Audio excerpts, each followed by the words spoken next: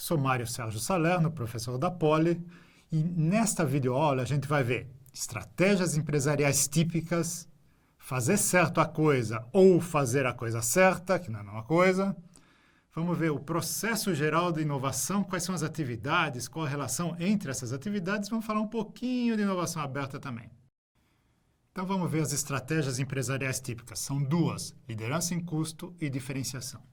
A liderança em custo implica em conquistar o mercado pelo menor preço. A empresa tenta se posicionar pelo menor preço. As pessoas compram aquele produto porque é o de menor preço. Para isso, ela precisa ter um custo muito baixo, o menor custo.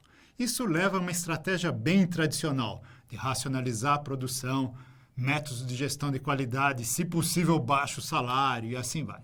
A segunda estratégia é de diferenciação, é bem diferente. A empresa busca o mercado, busca conquistar o mercado pela inovação e pela diferenciação dos bens e dos serviços. Então, as pessoas vão comprar aqueles produtos porque eles são diferentes. Isso leva, normalmente, a estruturas organizacionais mais flexíveis, a uma mão de obra mais escolarizada para poder tratar os imprevistos que surgem na produção, a salários mais altos e uma articulação da empresa em rede com outras instituições. E as empresas inovam para gerar e capturar mais valor. Dentro desses aspectos, surge sempre uma questão de excelência operacional, que é, vamos ser o melhor a fazer ou a produzir alguma coisa. Isso é muito importante, mas a busca pela excelência ela é cotidiana. O que é excelente hoje pode não ser excelente amanhã. A empresa pode ser a melhor a fazer alguma coisa, mas se essa coisa perder relevância, a empresa perde relevância. Ou seja, ela faz muito bem uma coisa que não tem importância. Ou seja, não adianta muito, né? Então, daí que vem essa história de fazer certo a coisa ou fazer a coisa certa. Para fazer certo a coisa, eu vou mais atrás de inovação de processo, de organização e de logística. Para fazer a coisa certa, eu vou atrás da coisa, de inovação de produto, algumas vezes de inovação de produto e processo, porque eu preciso mudar o processo para conseguir fazer o produto, e algumas vezes de inovação de logística, para poder entregar o que eu estou produzindo. E também, isso é importante, inovação de negócio. Preciso achar um jeito daquele negócio prosperar. Então, eu tenho que bolar alguma forma nova de faturar para que o negócio vá para frente. Fazer a coisa certa é mais importante do que fazer certo a coisa.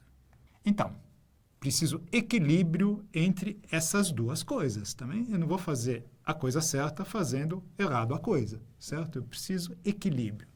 A excelência operacional ela pode ser muito facilmente derrubada se ela não tiver um segredo industrial, alguma coisa que a segure. Então, por exemplo, a Toyota, produtora de carros japoneses, ficou muito famosa pelos seus processos, o just-in-time, etc. Mas hoje, toda montadora faz. Então, está tudo um pouco equiparado. O melhor caminho sempre é surpreender o mercado. Excelência operacional é uma coisa constante, deve se buscar constantemente. Bom, isso posto, vamos ver um pouquinho do processo geral de inovação, né? Nós já vimos em outros vídeos que a inovação é decisiva para o crescimento da empresa, não é fruto de gênio, mas é fruto de trabalho organizado, né? E a inovação depende muito da atitude da empresa, dos líderes, dos donos, dos chefes, dos executivos, de todos os trabalhadores e principalmente da forma como a empresa organiza e gerencia seus processos de inovação, porque a inovação ocorre em processos organizáveis e gerenciáveis. Por exemplo, como esse processo aqui, tá? Ele tem 3 grandes atividades. A primeira é a geração de ideia. Depois, as ideias precisam ser selecionadas. Tem um monte de ideias. Qual ideia vai para frente? Qual ideia investir? Tem um processo de seleção. Depois do processo de seleção, a empresa vai começar a desenvolver aquela ideia que foi selecionada. Tem o processo de desenvolvimento de produto, que a gente está chamando aí de conversão. Feito o desenvolvimento de produto, a empresa começa a colocar o produto no mercado, que a gente chamou de difusão. Esse é o processo geral da inovação, que é simbolizado aqui, como vocês estão vendo, nesse funil, porque começam várias ideias, a coisa vai afunilando, afunilando, afunilando, para que poucas ideias saiam lá na frente. Vocês vão ver isso com mais detalhe numa outra videoaula. Dentro disso tudo, desses processos, tá? Essa é uma forma de organizar o processo, pensar essas atividades. Mas dentro desses processos, a gente pode refletir. Será que ideia vem de onde? Vem só de dentro da empresa? Não dá para pensar ideias que venham de outros lugares?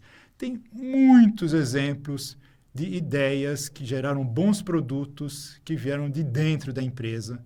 E tem muitos exemplos de ideias que viraram bons produtos e essas ideias vieram de fora da empresa.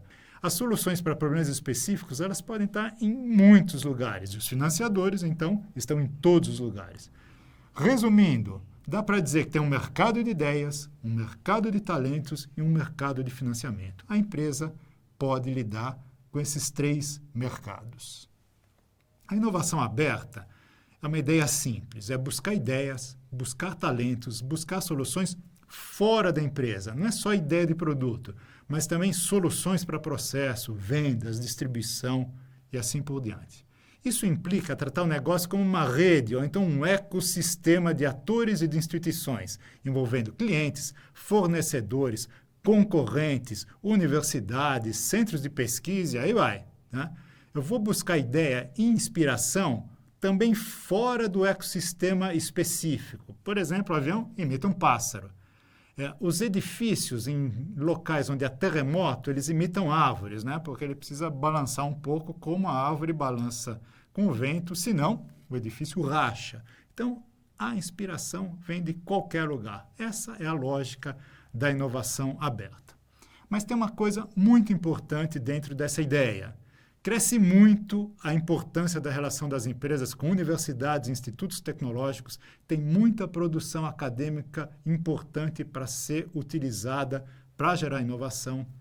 Cresce a importância da relação da empresa com outras empresas, com fornecedores e até com concorrentes. Uma empresa pode concorrer com uma empresa num determinado aspecto, mas não concorrer em outros. Então, você estuda com quem pode se relacionar. Também com clientes e assim vai.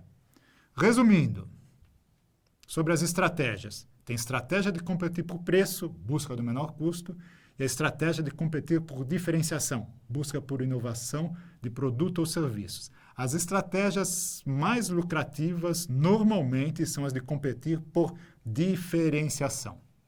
Não podemos confundir fazer a coisa certa com fazer certo a coisa. Façamos certo a coisa fazendo as coisas certas.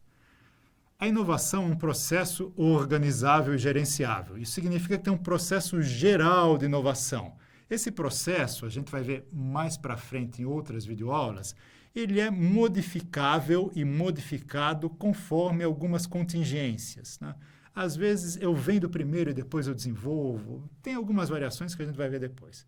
E a empresa deve buscar ideias e apoios em todos os cantos, em todos os lugares. É a ideia da inovação aberta.